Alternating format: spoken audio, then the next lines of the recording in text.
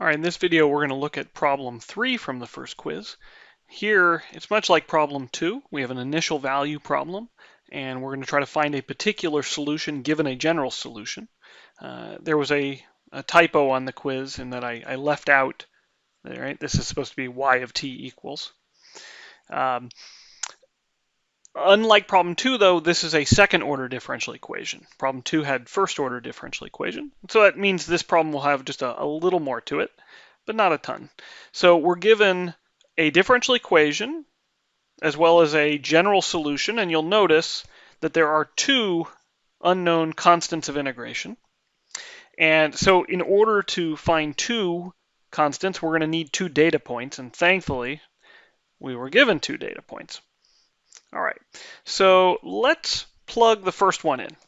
So if I know, okay, y when t equals 0 is 5, so 5 is y of 0 is c1 plus c2 e to the negative 3 times 0.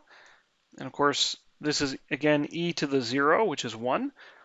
And so I get c1 plus c2 is equal to 5.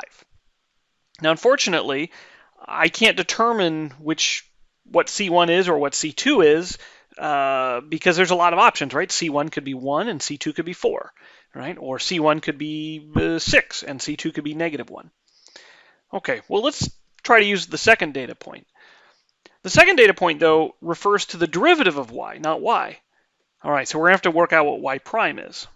So y prime of t equals, well, it's the derivative of y. And the derivative of y is, well, just the derivative of the right-hand side. Okay, derivative of a constant is 0. And then we'll get, let's see, the constant just sticks around. Derivative of e to the negative 3t, we have to pull a negative 3 out. And so we'll get negative 3 c2, and then it's an exponential, so it sticks around. Cool. So if I want to plug in this initial value now, I get that 3 is equal to y prime at 0. So that's equal to negative 3 times c2 e to the negative 3 times 0. Okay, again, this is 1. And so I just get negative 3 times c2 is equal to 3. And so from that, I conclude that c2 is equal to negative 1. Hey, if c2 is equal to negative 1, I can plug that in, and I get c1 plus negative 1, and that's equal to 5. So C1 has to be 6. Hey, that was just the lucky guess I made earlier. So now we can find our particular solution.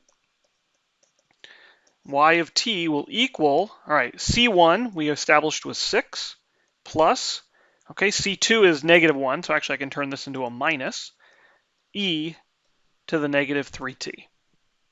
And there we go.